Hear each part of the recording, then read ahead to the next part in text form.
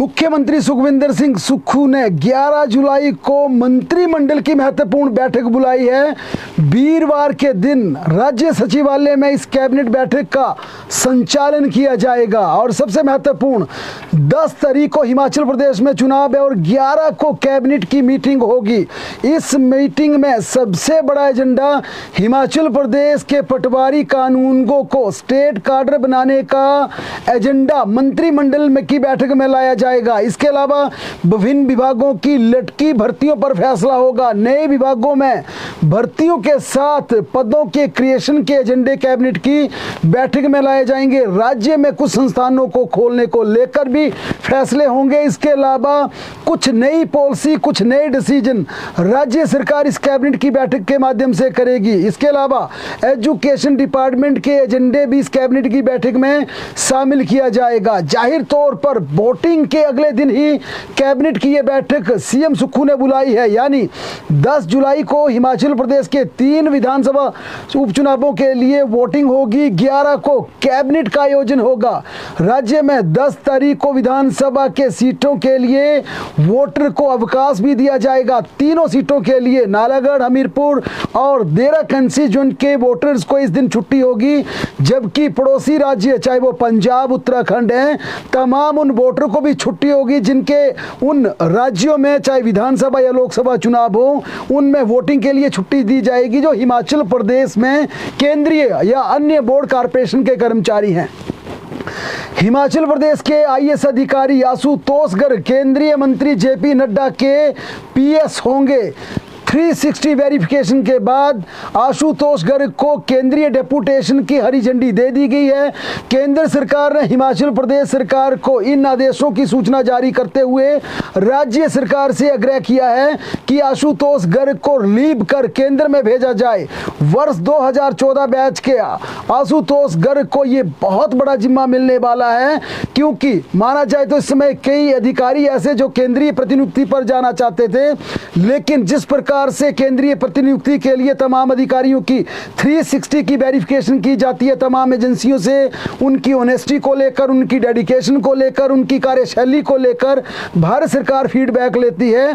क्योंकि जिस प्रकार का रुतबा केंद्र सरकार में जगत प्रकाश नड्डा का है, इस समय मोदी सरकार में टॉप 5 मिनिस्टर्स की सूची में जेपी नड्डा आते हैं। भारतीय जनता पार्टी के राष्ट्रीय अध्यक्ष भी जेपी नड्डा हैं, लिहाजा उनकी मिनिस्ट्री को संभालना, उनके मंत्रालय को संभालना, उनके मंत्रालय में पीएस की भूमिका को निभाना स्वाभाविक तौर पर ये निष्ठावान अधिकारियों के लिए सबसे बड़ी असाइनमेंट मानी जाती है।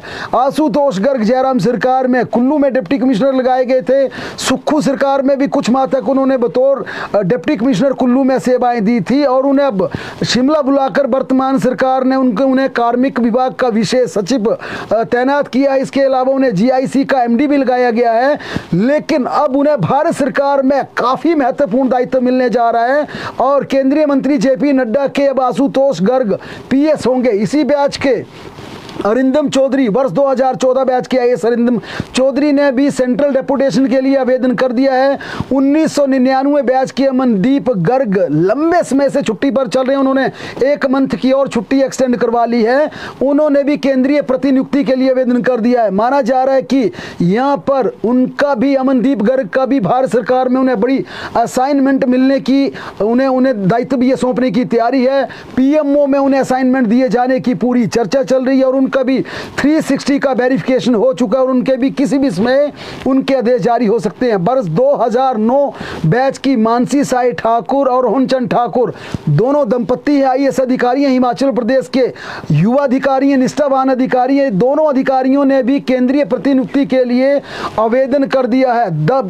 वर्ष 2002 बैच के आईएएस अधिकारी अभिषेक जैन 46 दिन की लंबी छुट्टी पर चले गए हैं। उनके पास भी कई महत्वपूर्ण विभागों का जिम्मा था। पीडब्ल्यूडी का उन्हें एडिशनल चार्ज दिया गया था, जिसे अब देवेश कुमार को दिया गया है। 2012 बैच के आईएएस अधिकारी हरिकेश मीना भी छुट्टी पर चले गए हैं। यानी कि हिमाचल प्रदेश में आईएएस अधिकारियों का यहां पर साफ टोटा पड़ता हुआ नजर जा रहा है। कई अधिकारी केंद्रीय प्रतिनियुक्ति पर दिल्ली जा रहे हैं, कई अधिकारी छुट्टी पर जा रहे हैं। हिमाचल प्रदेश के मुख्य सचिव भी दक्षिण अफ्रीका के विदेशी दौरे पर जा रहे हैं। यानी कि यहां पर हिमाचल प्रदेश की अफसरशाही बाहर का रुख कर रही है। हालांकि इन दौरों को लेकर, छुट्टियों को लेकर केंद्रीय प्रतिनियुक्ति को लेकर सियासी बाजारों में कई तरह की खबरों का यहाँ पर कई खबरों को इस तरह से तरजीह दी जा रही है कि आखिरकार ये अधिकारी क्यों जा रहे हैं, इसके पीछे वजह क्या है, इस पर बाद में लौटेंगे। लेकिन उससे पहले हिमाचल प्रदेश में एनटीटी शिक्षकों को 8,103 रुपये वेतन मिलेगा। ये काफ़ी चौंकाने वाली है, यानी कि युवाओं को, हिमाचल प्रदेश के भविष्य को बनाने के लिए जिन शिक्षकों पर दायित्व होगा एनटीटी से भर्ती उनको करना है, उनका वेतन महज 8,130 रुपये होगा। क्योंकि केंद्रीय बजट के अनुसार एक टीचर्स को 10,000 रुपये देने का प्रावधान यहाँ पर किया गया है, जिसमें आउटसोर्स कंपनी यानी कि जिस ठेकेदार के माध्यम से ये टीचर्स भर्ती किए जाएंगे 5% उन्हें ठेकेदार को ये पैसे दिए जाएंगे जो कि आउटसोर्स की फीस होगी, जबकि 18% जीएसटी भी एनटीटी के वेतन से कटेगा। विभागीय जमा घटाव के एनटीटी का वेतन यहाँ पर कम हो गया है। एनटीटी भर्ती के इंतजार को लेकर करीब 5 वर्षों से युवाओं को इंतजार है, लेकिन 8,130 रुपए का ये जोर का झटका इन्हें लग सकता है। इसी महीने के अंत तक ये भर्तियां शुरू हो जाएंगी, ठेकेदार के माध्यम से भर्तियां की जाएंगी। इलेक्ट्रॉनिक कॉर्पोरेशन को इसका दायित्व दिया गया है। आगे ये कॉन्ट्रैक्टर के माध्यम से, ठेकेदार के माध्यम से आउटसोर्स की भर्तियां की जाएंगी। यानी कि हिमाचल प्रदेश में पैट, पैरा टीचर या फिर यूं कहें कि एसएमसी टीचर, जितनी भी भर्तियां हिमाचल प्रदेश में की गई, उन भर्तियों को लेकर हिमाचल प्रदेश की मौजूदा सरकार को, पिछली सरकारों को हाई कोर्ट, सुप्रीम कोर्ट तक घुटने टेकने पड़े। क्योंकि जिस प्रकार की वे भर्तियां की गई, युवाओं को जिस प्रकार से कमीशन को नजरअंदाज किया गया, भर्ती के नॉर्म्स को दरकिनार किया गया, यही वजह कि हिमाचल सरकार के खजाने को अब हजारों करोड़ की चपत लग रही है। लेकिन फिर एनटीटी की लंबी कसरत के बाद, 4-5 साल की कसरत के बाद यहां पर यह तय किया गया कि ठेकेदार के माध्यम से भर्तियां की जाएंगी। शिक्षा विभाग स्कूलों की इसके लिए सूची भेज देगा, एनटीटी में शिक्षकों को कहां नियुक्त करना है। लेकिन हैरानी की बात यह है कि 2 साल का डिप्लोमा एनटीटी के लिए जरूरी है। मान्यता प्राप्त संस्थानों से यह डिप्लोमा होना चाहिए।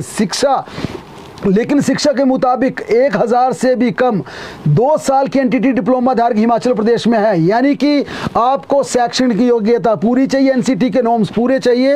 वेतन मिलेगा 8,130, वो भी ठेकेदार देगा। और इन टीचर्स के हिस्से वाला बाकी करीब यहाँ पर 18% जीएसटी और 5% कमीशन, ये भी टीचर्स के वेतन से वहाँ जाएगी। ये वाकई एक चिंता वाली बात है कि जो हिमाचल प्रदेश के भविष्य को संवारने के लिए टीचर रखे जाएंगे, उन्हें 3130 रुपए मिलेंगे। लेकिन यहां चिंता वाली खबर है, हिमाचल प्रदेश में भी ईडी एक्टिव हो गई है और ईडी की एंट्री विधिवत रूप आज सुबह तड़के, हिमाचल प्रदेश में मानसून की एंट्री के तुरंत बाद ईडी की एंट्री एक चिंता वाली बात है। आज आयकर विभाग के साथ मिलकर नादौन में ईडी ने ज्वाइंट ऑपरेशन किया, ज्वाइंट छापेमारी की। पिछले सप्ताह भी हमीरपुर में 4 व्यापारिक संस्थानों के खिलाफ अलग-अलग 10-11 जगह पर वहां पर इनकम टैक्स की रेड हुई थी। उस दौरान भी ये चर्चाएं थी, आशंकाएं थी कि ईडी की ये रेड है, लेकिन उस दौरान ईडी की टीम नहीं थी। पहले जो रेड हुई थी विशुद्ध रूप से वे आयकर विभाग की रेड थी, जिसमें ज्वेलर, शराब कारोबारी और हार्डवेयर विक्रेता के खिलाफ ये कार्रवाई हुई थी। लेकिन इस बार ईडी के साथ मिलकर ईडी ने इनकम टैक्स के तमाम अधिकारियों को साथ लेकर ये ज्वाइंट रेड की है। आज की छापेमारी में 3 बड़े स्टोन क्रशर कारोबारियों के खिलाफ ये कार्रवाई हुई है। इसमें हंसराज, ज्ञानचंद, दीपक जोशी स्टोन क्रशर मालिक है, जिनके विरुद्ध ईडी और आयकर विभाग ने मिलकर रेड की है। और इन आज भी सीआरपीएफ के कड़े सुरक्षा घेरे के बीच ये दोनों केंद्रीय एजेंसियां आती हैं और वहां पर छापेमारी करती हैं। सबसे महत्वपूर्णता, बाहर ये केंद्रीय एजेंसियां तैनात होती हैं, लेकिन भीतर तमाम अधिकारी मौजूद रहते हैं। हालांकि जिस प्रकार से आज स्टोन क्रशर पर रेड चल रही थी, वहां पर खड्डों का पानी का बहाव तेज होने के कारण वहां पर केंद्रीय एजेंसियों के अधिकारी वहां पर फंस भी गए हैं, उस बाढ़ में भी फंस गए हैं, क्योंकि खड्ड का बहाव तेज हो गया था, भीतर वहां पर कार्रवाई चल रही थी। लेकिन यहां पर काफी महत्वपूर्ण है जिस प्रकार की ये रेड हो रही है, जिस प्रकार की वहां पर वारदातें चल रही हैं। नादौन से संबंध रखने वाले एक क्रशर मालिक का कांगड़ा जिला के ज्वालामुखी अधवानी में भी स्टोन क्रशर है। इस पर भी आज सुबह 5:30 बजे छापा डाला गया। ईडी और इनकम टैक्स का यह छापा था। इस दौरान भी 5 जवान सीआरपीएफ के तैनात रहे। यानी कि आप इस रेड का महत्व समझिए। केंद्रीय सुरक्षा बल आए जाते हैं, केंद्रीय सुरक्षा एजेंसियां आती हैं। इसमें हिमाचल पुलिस को इन्वॉल्व नहीं किया जाता। यहाँ पर हिमाचल प्रदेश की गुप्तचर एजेंसियों को सूचना नहीं दी जाती। इससे भी बड़ी बात, इस बार जो ईडी की टीम का छापा था, इसमें हिमाचल प्रदेश में तैनात ईडी के अधिकारियों को भी इसकी कानो कान भनक नहीं थी। और ये टीम सीधे दिल्ली से, सबसे पहले ये टीम में पिछले कल चंडीगढ़ भेजी गई और इन टीमों को कहा गया कि आप रात 2-3 बजे के आसपास ज्वालामुखी के आसपास पहुंची है। और ये बताया जा रहा है, हालांकि ये तमाम सूचनाएं एजेंसियों के माध्यम से आ रही हैं कि 3 बजे इन दोनों एजेंसियों को कहा गया कि फलां जगह पर आप स्टोन क्रशर पर संयुक्त रूप से रेड करेंगे, छापेमारी करेंगे। सीआरपीएफ, इनकम टैक्स और ईडी, ये 3 बड़ी एजेंसियां, जिसमें सुरक्षा एजेंसियों के साथ साथ ये जांच एजेंसियां, जिसमें 2 एजेंसियां केंद्रीय वित्त मंत्रालय की हैं। केंद्रीय वित्त मंत्रालय ईडी और इनकम टैक्स को जिस प्रकार से संचालन किया गया, जबकि सीआरपीएफ को होम केंद्रीय मंत्रालय, गृह मंत्रालय के माध्यम से जिस प्रकार से यहां पर रोटेट किया गया, माना जा रहा है कि एक बड़ी प्लानिंग के साथ हिमाचल प्रदेश में ईडी की एंट्री हुई है और इसमें बड़े स्तर पर छापेमारी की जा रही है। और इस जिस स्टोन क्रशर, जो कांगड़ा के ज्वालामुखी का स्टोन क्रशर है, ये भी नादौन के साथ लगता है, बिल्कुल बॉर्डर लाइन है। हमीरपुर और कांगड़ा जिला में एक सप्ताह के भीतर दूसरी बार केंद्रीय एजेंसियों की छापेमारी है, जिससे कारोबारियों में हड़कंप मच गया है। पिछले हफ्ते भी ये बड़े स्तर पर 9 जगह पर इनकम टैक्स की रेड हुई थी और इसमें भी लगातार 35 घंटे तक रिकॉर्ड को खंगाला गया। वहां पर सीआरपीएफ को जवानों की तैनाती में ये जांच चलती रही। लेकिन इस बार भी ये कार्रवाई इसलिए बड़ी है क्योंकि इसमें ईडी को साथ में, ज्वाइंट ऑपरेशन में ईडी को इन्वॉल्व किया गया है। अब 6 दिन बाद 3 स्टोन क्रशर, एक रिजॉर्ट मालिक पर जिस प्रकार से आयकर और ईडी के ये संयुक्त रूप से ये रेड हुई है, निशाने पर लिए गए हैं, इससे साफ जाहिर हो रहा है कि बड़े स्तर पर यह कार्रवाई हो रही है। क्योंकि फिर एक बार बताएं, ईडी की टीम दिल्ली से स्पेशल हेडक्वार्टर से आई थी और लोकल स्थानीय हिमाचल प्रदेश के अधिकारियों को भी इसकी कानो कान भनक नहीं थी, इसकी भनक नहीं लगने दी। ना तो इसकी उन एजेंसियों को खबर थी कि आप कहां पर रेड करने वाले हैं, उन्हें भी करीब 2 घंटे बताया गया कि आपका ये टास्क है, ये असाइनमेंट है, यहां जाकर आपने छापेमारी करनी है। और तीनों एजेंसियों को, चाहे वो सीआरपीएफ हो या फिर आयकर विभाग हो या फिर ईडी हो, इन तीनों को ही अलग अलग रखा गया था और एक साथ एक जगह पर इकट्ठा किया गया। इससे आप अंदाजा लगा सकते हैं कि किस प्रकार की यह कार्रवाई चल रही है।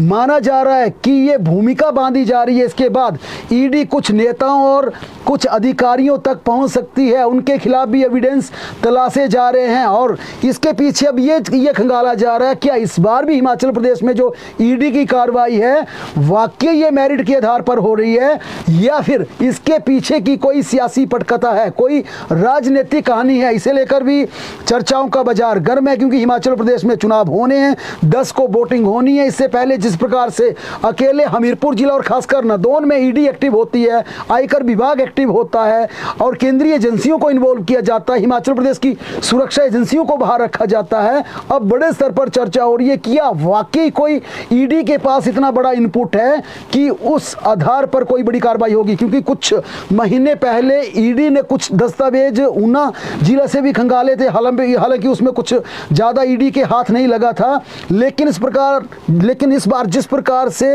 ये दबिश दी गई है, पहले भूमिका बनाई गई, पहले आयकर विभाग को भेजा गया, फिर आयकर विभाग से कुछ दस्तावेज हाथ लगने के बाद ईडी को इन्वॉल्व किया गया। इसके पीछे एक जमीन की कहानी भी है जो जग जाहिर तौर पर सब लोगों के पीछे है कि एक जमीन खरीदी जाती है, क्या उस जमीन के साथ इसको कनेक्ट करने की कोशिश की जा रही है। ये कहानी लंबी है, लेकिन इस कहानी के धीरे धीरे आगे चलकर कुछ अधिकारियों तक ये ईडी की जांच पहुंचेगी। इस प्रकार की सूचनाएं, इस प्रकार की चर्चाएं, यानी कि एक बड़ा खेला यहां पर ईडी के माध्यम से जरूर होने वाला है। उधर हिमाचल प्रदेश में वेतन न मिलने से एग्रीकल्चर यूनिवर्सिटी पालमपुर के टीचर्स परेशान हैं। चौधरी श्रवण कुमार, हिमाचल प्रदेश कृषि विश्वविद्यालय में शिक्षकों को वेतन नहीं मिल पा रहा है और ना ही जल्दी ये वेतन मिलने के कोई आसार दिख रहे हैं। इससे शिक्षकों में काफ़ी रोष है। वेतन अभी तक शिक्षकों व कर्मचारियों को ना मिलना सीधे सीधे कृषि विश्वविद्यालय पालमपुर के प्रशासन पर बड़ा सवाल खड़ा करता है और साथ ही उनके उदासीनता के रवैये को भी दर्शाता है। सरकार की नीति के अनुसार अब विश्वविद्यालय को हर महीने ग्रांट प्रदान की जाती है। ग्रांट समय पर लेने के लिए विश्वविद्यालय प्रशासन को समय पर कुछ आवश्यक औपचारिकताएं पूरी करनी पड़ती हैं, जो कि पिछले महीने पूरी नहीं की गई। इसके साथ ही वित्त नियंत्रण कार्यालय से भी कोई अधिकारी ना तो ग्रांट लेने के लिए भेजा गया और ना ही वित्त विभाग नियंत्रण स्वयं वित्त विभाग से मिलने के लिए शिमला गए। इसके चलते ग्रांट की फाइल कृषि विश्वविद्यालय सचिव एवं कृषि मंत्री को प्रस्तुत नहीं की गई, जिस कारण अभी तक भी कर्मचारियों को, शिक्षकों को वहां पर वेतन नहीं मिल पाया। हिमाचल प्रदेश कृषि विश्वविद्यालय शिक्षक संघ ने इसे लेकर कड़ी नाराजगी जाहिर की है और कहा है कि शिक्षकों को वेतन अधिशीघ्र दिया जाए, वरना इसके खिलाफ बड़े स्तर पर आंदोलन भी किया जाएगा। उन्होंने मुख्यमंत्री हिमाचल प्रदेश सुखविंदर सिंह सुक्खू से भी मांग की है कि उनके वेतन को लेकर उचित कार्रवाई के आदेश जारी करे, ताकि समस्या का प्राथमिकता के आधार पर निपटारा तुरंत प्रभाव से हो सके। 12 वर्षों से शोषित हिमाचल प्रदेश के दूर दराज के क्षेत्रों में अपनी सेवाएं दे रहे एसएमसी शिक्षकों ने भी यहां पर फिर नाराजगी जाहिर की है, क्योंकि एलडीआर परीक्षा के लिए जिस प्रकार से कोटा निर्धारित किया गया है उससे बेहद खफा एसएमसी शिक्षक लग रहे हैं।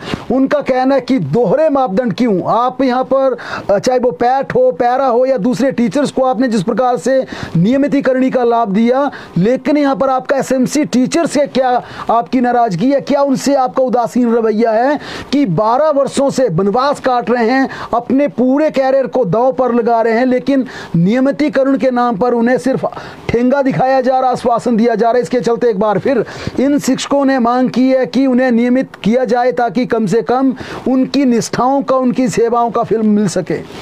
हिमाचल प्रदेश के मुख्यमंत्री सुखविंदर सिंह सुक्खू ने आज फिर भारतीय जनता पार्टी पर जबरदस्त तरीके से निशाना साधा। मुख्यमंत्री सुखविंदर सिंह सुक्खू आज देरा विधानसभा क्षेत्र के त्रिफल, दरकाटा, डोहग, पोल्टी, नौशारा, पाइसा, सियोटी, खुर्द, म्योली, बनखंडी, शेर, लोहारा, घेड़, मानगढ़ में नुक्कड़ सभाएं कर रहे थे। इस दौरान उन्होंने कहा कि देरा की समस्याओं का समाधान अब मेरा दायित्व है, क्योंकि देरा अब मुख्यमंत्री का चुनाव क्षेत्र बन चुका है। उन्होंने कहा कि चुनाव आचार संहिता लागू होने के कारण वे अभी कोई घोषणाएं नहीं करेंगे, लेकिन आने वाले दिनों में देरा की समस्याओं का न केवल समाधान होगा, बल्कि देरा की तरक्की, देरा के विकास और तकदीर का भी यहाँ पर फाटक खुल जाएगा। उन्होंने कहा कि भाजपा ने जिस प्रकार से षड्यंत्र रचा, जिस प्रकार से भारतीय जनता पार्टी ने कांग्रेस की सरकार को गिराने का षड्यंत्र रचाया, निर्दलीय विधायकों से रिजाइन कराया, हिमाचल प्रदेश की जनता, 3 उपचुनाव क्षेत्र की जनता दंडित करेगी, भाजपा को सबक सिखाएगी और कांग्रेस की नीतियों पर विश्वास करते हुए कांग्रेस के तीनों प्रत्याशियों को जिताएगी। उधर नेता प्रतिपक्ष जयराम ठाकुर ने सरकार पर जवाबी हमला बोलते हुए जबरदस्त तरीके से सरकार की घेराबंदी की। पूर्व मुख्यमंत्री एवं नेता प्रतिपक्ष जयराम ठाकुर आज हमीरपुर के शासन पंचायत में चुनावी जनसभा को संबोधित कर रहे थे। उन्होंने कहा कि सभी विधायकों को साथ लेकर चलने में पूरी तरह से असफल रहे हैं। यही वजह है कि आज प्रदेश की राजनीतिक हालात कुछ और दिशा में जा रहे हैं। उन्होंने कहा कि समय रहते अगर सभी विधायकों को काम दिए होते, उनके काम मुख्यमंत्री ने किए होते, तो आज ये नौबत नहीं आती, आज हिमाचल प्रदेश में उपचुनाव नहीं होता। उन्होंने ये भी कहा कि सरकार के पास बहुमत की नौबत खड़ी हो गई है। मुख्यमंत्री को उन्होंने कहा कि सैद्धांतिक रूप पर, नैतिकता के आधार पर अपना पद छोड़ देना चाहिए। टीजीटी की बात करें तो हिमाचल प्रदेश में जेबीटी टीजीटी को लेकर पिछले कल जिस प्रकार से ईसीआई से परमिशन मिली थी, उसके बाद अब सेक्रेटरी एजुकेशन ने इसकी फाइल मुख्यमंत्री को अप्रूवल के लिए भेज दी है। शिक्षकों के स्टेशन अलॉट कर दिए गए हैं, यानी कि हर एक टीचर का स्टेशन अलॉट कर दिया गया है कि किस टीचर को कहां भेजा जाएगा। शिक्षकों के स्टेशन अलॉट पर सीएम की सिर्फ अप्रूवल ली जाएगी। इसके बाद ग्रामीण एवं दुर्गम क्षेत्रों में के खाली पदों के तहत इन टीजीटी और जेबीटी को भेजा जा रहा है। 3 साल तक का तबादला इन्हें नहीं मिलेगा, 3 साल के भीतर ये ट्रांसफ़र नहीं होंगे। ये नई नियुक्ति में इनको कंडीशन रखी गई है कि जो स्कूल दिया गया है 3 साल तक वहाँ पर सेवाएं देनी होगी। हालांकि साथ में एजुकेशन डिपार्टमेंट के अफसरों को ये भी कहना है कि इन्हें अपॉइंटमेंट लेटर 10 जुलाई के बाद जारी किए जाएंगे, क्योंकि मुख्यमंत्री अभी उपचुनावों में व्यस्त हैं। उनके शिमला आने पर इस फाइल को अप्रूवल मिल जाए, संभावना बेहद कम दिखती है। 11 को कैबिनेट मीटिंग है, उस दिन फाइल अप्रूव हो सकती है। उसके तुरंत बाद जेबीटी टीजीटी की नियुक्तियों का प्रोसेस शुरू कर दिया जाएगा। लेकिन इसके तुरंत बाद यहाँ पर प्रवक्ताओं की प्रमोशन का रास्ता भी खुल जाएगा। लगभग 900 टीजीटी को प्रवक्ता का पद नाम मिलेगा। वरिष्ठता के आधार पर टीजीटी प्रमोशन की सूची तैयार कर ली है, अब बस इसके आदेश ही जारी होने हैं। पोक्सो एक्ट की बात की जाए तो पोक्सो एक्ट में हिमाचल प्रदेश हाई कोर्ट के जिला अदालतों को कड़े निर्देश जारी किए गए हैं। प्रदेश हाई कोर्ट ने पीड़िता की पहचान गुप्त रखने के लिए जिला अदालतों को सख्त निर्देश पारित किए हैं। कोर्ट ने इन अदालतों को पोक्सो अधिनियम के प्रावधानों की पूर्णतया अनुपालना सुनिश्चित करने के कड़े फरमान जारी किए हैं। न्यायाधीश त्रिलोक सिंह चौहान व न्यायाधीश सुशील कुकरेजा की खंडपीठ ने पोक्सो से जुड़े मामले का निपटारा करते हुए अपने पारित आदेशों में कहा कि मौजूदा मामले में ट्रायल कोर्ट के रिकॉर्ड पर ऐसा कोई भी तथ्य नहीं है जो दर्शाता हो कि अधिनियम की धारा 36 के तहत स्क्रीनिंग की प्रक्रिया का पालन पीड़िता के साक्ष्य दर्ज करवाने के समय किया गया हो। कोर्ट ने रिकॉर्ड के अवलोकन के बाद पाया कि मुकदमे के दौरान पीड़िता उसकी बहनों मां के साथ उसके गांव और स्कूल के नाम का खुलासा किया गया है, जो कि वैधानिक जनादेश का उल्लंघन है। इसलिए कोर्ट ने हिमाचल प्रदेश के सभी विशेष अदालतों को पोक्सो अधिनियम के तहत ये भी सुनिश्चित करने के लिए सभी उपाय करने के निर्देश जारी किए हैं। उक्त अधिनियम की धारा 36 के तहत पीड़ित बच्चे को इस तरह से साक्ष्य देने की अनुमति देती है कि वह साक्ष्य दर्ज करवाते समय आरोपी के संपर्क में न आए और न ही ऐसे बच्चों को वीडियो कॉन्फ्रेंसिंग के माध्यम से या एकल दर्पण या पर्दे के उपयोग करके बयान दर्ज किए जाने की अनुमति देती है। अधिनियम की धारा 37 में कहा गया है कि मामलों की सुनवाई पीड़ित बच्चे के माता पिता किसी अन्य व्यक्ति की उपस्थिति में बंद कमरे में की जाए जिस पर बच्चे को भरोसा हो। कोर्ट ने रजिस्ट्रार जनरल को इस फैसले की एक प्रति हिमाचल प्रदेश के सभी जिला एवं सत्र न्यायाधीशों के साथ विशेष अदालतों को भेजने के आदेश पारित किए हैं, ताकि पोक्सो अधिनियम और उसके तहत बनाए गए नियमों को प्रभावी रूप से लागू किया जा सके।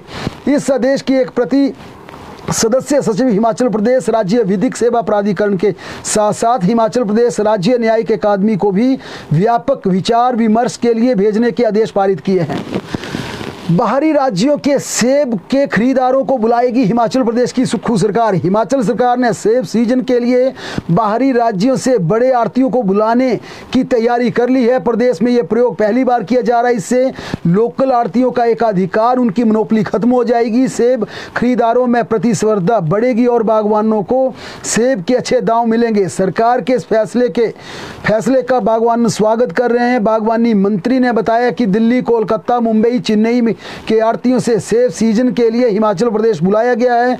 इसे लेकर एग्रीकल्चर मार्केटिंग बोर्ड को भी निर्देश दिए गए हैं। उन्होंने बताया कि 1 सप्ताह के भीतर बाहरी प्रदेशों के आढ़तियों के साथ मीटिंग की जाएगी। प्रदेश के प्रत्येक मंडी में 4 से 5 बड़े आढ़ती बिठाए जाएंगे। इससे बागवानों को सेब के अच्छे रेट मिलेंगे और समय पर पेमेंट भी सुनिश्चित होगी। बाहरी राज्यों के आढ़तियों को प्रमाणीकरण के बाद ही मंडियों में बिठाया जाएगा, ताकि कोई भी आढ़ती बागवानों के साथ धोखाधड़ी करके भाग ना सके। हिमाचल प्रदेश का एचपीटीडीसी पूरी तरह से हाईटेक हो गया। विधानसभा के पेपरलेस होने के बाद सरकार के सभी विभाग, निगम और बोर्ड इस प्रक्रिया को अपना रहे हैं। ऐसे में अब पर्यटन विकास निगम को भी हाईटेक कर दिया गया है। अब पर्यटन विकास निगम में सब काम पेपरलेस होंगे। निगम के सभी hotel, restaurant, cafe record digital के आधार पर मिलेगा। इससे एचपीटीडीसी को घाटे से उबारने में मदद मिलेगी। एचपीटीडीसी के हाईटेक हो जाने से सारे रिकॉर्ड और फाइलों की जगह ऑनलाइन ही मिलेगी। एचपीटीडीसी के एमडी राजीव कुमारी से लेकर नित नए प्रयोग कर रहे हैं और हर बार एचपीटीडीसी को घाटे से उबारने, ऑक्यूपेंसी बढ़ाने और मेहमानों को अच्छी सेवाएं देने का प्रयास कर रहे हैं। आज फंदा लगाकर आत्महत्या का मामला सामने आया। ऊना शहर के गुरुसर मोहल्ले में एक महिला ने फंदा लगाकर अपनी जान दे दी। महिला काफ़ी समय से अपने पति से अलग होकर अपनी बहन के पास रह रही थी। बीती रात जब कमरे में कोई हलचल नहीं हुई तो बहन ने कमरे का दरवाज़ा खोलकर देखा तो पाया कि उसकी बहन फंदे पर झूल रही थी। पुलिस ने सबको कब्जे में लेकर परिजनों को सौंप दिया है। हिमाचल प्रदेश में एक और ऐसा अनोखा मामला सामने आया है जिसमें एक स्कूल की छात्रा ने बच्चे को जन्म दिया और ये बच्ची नाबालिग है। शिमला जिला के एक स्कूल की ये बच्ची है जिसने बच्चे को जन्म दिया है। बेटी के गर्भवती होने के पिता को पिछले कल ही पता चला और देर शाम को बेटी को अस्पताल में ले जाया गया जहां पर उसने एक बच्चे को जन्म दिया। इसके बाद पिता की शिकायत पर ठियोग पुलिस थाना में अज्ञात व्यक्ति के खिलाफ मामला दर्ज कर लिया गया है। छात्रा 11वीं कक्षा में पढ़ती है। पिछले कल उसे अचानक पेट में दर्द उठा। इसके बाद परिजन उसे अस्पताल लेकर गए जहां पर के दूसरे लोग भी बच्चों के एजुकेट करें। हमने पिछले दिनों भी एक स्पेशल मुहिम चलाई थी जिसमें बार बार हम बता रहे थे कि थोड़े से बच्चियों को जागरूक करने की ज़रूरत है कि उन्हें किस प्रकार से अपने सहपाठियों के साथ, स्कूल टीचर के साथ जिस प्रकार का कंडक्ट करना है, किस प्रकार के हमें उनके साथ अपना चरण रखना है। यही वजह है कि इस खबर को भी हम आपके साथ लेकर आए। बहरहाल पुलिस ने छात्रा से पूछताछ के बाद यहाँ पर दूसरे तमाम छात्रों से भी पूछताछ शुरू कर दी है क्योंकि जिस परिस्थिति में, जिस मानसिक पीड़ा से छात्रा गुजर रही है उसके चलते उसे ज़्यादा परेशान करना इसमें ठीक नहीं होगी। लेकिन आरोपी को ढूंढने के लिए पुलिस ने पूरे प्रयास शुरू कर दिए हैं। गौशाला में आसमानी बिजली गिरने का मामला सामने आया। बल थाना क्षेत्र के तहत ग्राम पंचायत सरद्वार में एक गौशाला में आसमानी बिजली गिरने से 4 मवेशियों ने दम तोड़ दिया। घटना बुधवार देर रात की है। भारी बारिश के दौरान सरद्वार गांव में कुंता देवी की गौशाला पर यह आसमानी बिजली गिरी जिसमें 4 मवेशियों ने दम तोड़ दिया। इसमें एक दुधारू गाय, एक गर्भवती गाय, 2 बछड़ियां शामिल थी। घटना में गौशाला जलकर पूरी तरह से राख हो गई। भारी बारिश के नुकसान में हिमाचल प्रदेश में अब कीरतपुर मनाली 4 लेन में फिर खतरा पैदा हो गया। करीब 90 करोड़ की लागत से बना सुंदरनगर बाईपास भी धंसने लगा। इसे देखते हुए एहतियात के तौर पर एक लेन को आवाजाही के लिए बंद कर दिया गया है। सुंदरनगर से पुंग में बाईपास पर सड़क के बीचों बीच दरारें आ गई हैं। सड़क किनारे बने पैरापिट के निचले हिस्से में बड़ी दरारें साफ देखी जा रही हैं। इन दिनों प्रदेश में रोजाना लगातार बारिश हो रही है। मानसून की एंट्री के बाद पिछले 24 घंटों के दौरान सुंदरनगर में सबसे ज़्यादा बारिश हुई। इससे बाईपास के धंस जाने का, तबाह होने का खतरा और ज़्यादा बढ़ गया। कीरतपुर मनाली 4 लेन पर सुंदरनगर पुंग के नौलखा तथा बाईपास वहाँ पर बनाया गया था। इस हाईवे पर 19 जून को वाहनों की आवाजाही शुरू हुई थी लेकिन अब इसकी एक लेन को बंद कर दिया गया है। इसके सड़क निर्माण की गुणवत्ता को लेकर भी अब सवाल उठने लगे हैं। ऐसे में यदि बाईपास धंस जाता है इसके लिए आने वाले दिनों में स्थानीय लोगों से सैलानियों को भारी परेशानी झेलनी पड़ सकती है। बीते साल भी बरसात में इस 4 लेन पर भारी बारिश से नुकसान हुआ था। कीरतपुर से सुंदरनगर पुंग तक 4 लेन के बीते 10 मार्च को दिल्ली से वर्चुअली जुड़कर प्रधानमंत्री नरेंद्र मोदी ने इसका उद्घाटन किया था मगर सुंदरनगर से मनाली तक अभी भी जगह जगह 4 लेन का काम चला हुआ है। इस वजह से अभी सुंदरनगर बाईपास का उद्घाटन भी नहीं हो पाया था मगर इसे पूरी तरह से तैयार कर दिया गया था। अब ये दोबारा बंद हो गया है। पंजाब के कीरतपुर से सुंदरनगर पुंग तक की दूरी 37 किलोमीटर कम हो गई थी। वहीं प्रदेश के कई इलाकों में बीती रात को भारी बारिश हुई। इससे जगह जगह लैंडस्लाइड के बाद 115 से ज़्यादा सड़कें बंद हो गई हैं। मौसम विज्ञान केंद्र ने ताज़ा बुलेटिन जारी कर आज और कल हिमाचल प्रदेश के कई स्थानों पर भारी से भारी बारिश का ऑरेंज अलर्ट जारी किया है, यानी कि सावधानी बरतने को लेकर भी यहाँ पर चेतावनी जारी की है। बीती रात खासकर कांगड़ा, शिमला, सोलन और मंडी के कई हिस्सों में तेज बारिश के चलते भारी नुकसान का अनुमान है। मंडी के सुंदरनगर में सबसे ज़्यादा 110 मिलीलीटर बारिश रात के समय दर्ज की गई। आज सुबह शिमला के लोअर हिमाचल को जोड़ने वाले नेशनल हाईवे शिमला के चक्कर के पास पास करीब 4 घंटे के लिए बंद हो गया। जब तक सड़क किनारे दोनों वाहनों की लंबी लंबी कतारें लग गई थी, इससे काफ़ी दिक्कत आई। उधर शिमला के करसोग को जोड़ने वाला हाईवे सड़क पर मलबा आने के बाद बगशाड़ के समीप बंद हो गया। इसे भी हालांकि बाद में बहाल कर दिया गया। लेकिन हिमाचल प्रदेश में आने वाले 48 घंटों के लिए फ्लैश फ्लड की चेतावनी दी गई है। प्रदेश में भारी बारिश का ऑरेंज अलर्ट जारी किया गया है और इस दौरान ये चेतावनी दी गई कि हिमाचल प्रदेश में बाढ़ आ सकती है, बड़े स्तर पर नदी नाले उफान पर आ सकते हैं। मानसून मौसम विभाग ने इस मानसून सीजन में पहली बार फ्लैश फ्लड को लेकर अलर्ट जारी किया है। शिमला, सिरमौर और मंडी जिले के कल सुबह 11:30 बजे चेतावनी जारी की गई है। यानी इन तीनों जिलों में रात के कुछ स्थानों पर भारी बारिश से बाढ़ जैसी स्थिति पैदा हो सकती है। इसे देखते हुए स्थानीय लोगों सहित पर्यटकों को भी सावधानी बरतने की एडवाइजरी जारी की गई है। फ्लैश फ्लड की चेतावनी मौसम विभाग दिल्ली की ओर से जारी की गई है। वही मौसम विज्ञान केंद्र शिमला ने आज और कल प्रदेश के कुछ एक स्थानों पर भारी से भारी बारिश का पहले से ही ऑरेंज अलर्ट जारी कर रखा है। परसों से 9 जुलाई तक येलो अलर्ट रहेगा, यानी कि 8 जुलाई तक यहाँ पर ऑरेंज होगा, जो कि भारी से भारी बारिश का अनुमान है। जबकि 9 जुलाई से थोड़ा सा मानसून की रफ्तार धीमी पड़ेगी, उस दिन 9 से येलो अलर्ट है। यहाँ पर बिल्कुल लोगों को डराना हमारा मकसद नहीं है, लेकिन सावधानी बरतने के लिए हम मौसम की खबरों को प्राथमिकता के आधार पर लेते हैं, ताकि नदी नालों के किनारे न जाएं। इस मानसूनी कहर के बीच कोई भी व्यक्ति अपनी अनावश्यक ट्रैवलिंग का प्लान ना करें। कोई जरूरी काम हो तब भी सतर्कता के साथ अपनी यात्रा करें।